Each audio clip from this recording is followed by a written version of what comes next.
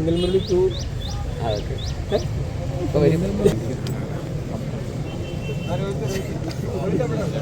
Thank you. പടം ഇതൊരു comedy സിനിമയാണത്.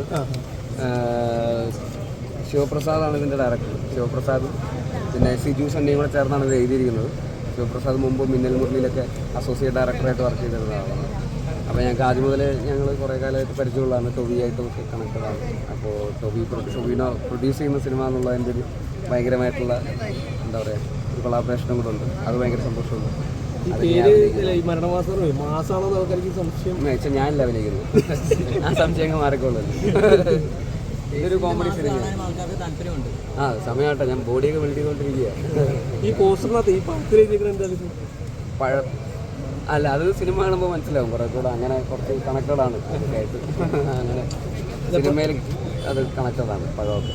ഇപ്പോൾ ഈ സ്റ്റാർട്ട് ചെയ്യുന്ന ഷൂട്ടൊക്കെ എങ്ങനെയാണ്? ഇപ്പോൾ സൂക്ഷ്മദർശിനി എന്ന് പറഞ്ഞ സിനിമയുടെ ഷൂട്ട് നടക്കുന്നു. അത് കഴിഞ്ഞിട്ട് ഇത് തുടങ്ങും.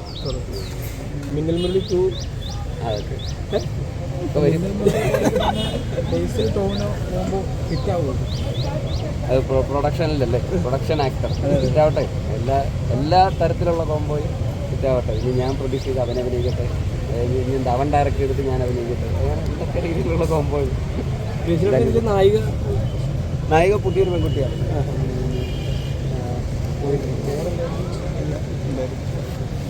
പുതിയൊരു പെൺകുട്ടിയാണ്. അത് കാസ്റ്റിംഗ് ഓഡിഷൻ വഴി സെലക്ട് ചെയ്തത്.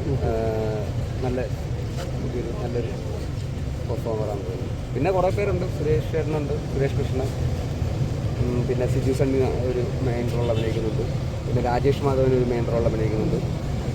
പിന്നെ ഗുരുവായൂർ അമ്പല നടയിലുള്ള ഒരു അപ്പൂപ്പനുണ്ട്, അദ്ദേഹം ഒരു മെയിൻ റോൾ. ആരാ മോനെ, എന്താ മോനെ അതിൻ്റെ പ്രശ്നം എന്ന് ചോദിക്കില്ലേ, ആ ചേട്ടൻ അഭിനയിക്കുന്നുണ്ട്. പിന്നെ ബാബു ആന്റണി ചേട്ടനുണ്ട്, അദ്ദേഹം ഒരു നല്ല രസമുള്ള ക്യാരക്ടറാണ്. എല്ലാവരും കോമഡി റോളുകളാണ്. അപ്പോൾ അങ്ങനെ കുറച്ച് നല്ല രസമുള്ള കാസ്റ്റുണ്ട്. എല്ലാവരുടെയും കൂടെ ഒരു കഥയാണ്. ഒരു ഗസ്റ്റ് റോളിലേക്ക് വരുന്നു പ്രതീക്ഷിക്കുമോ?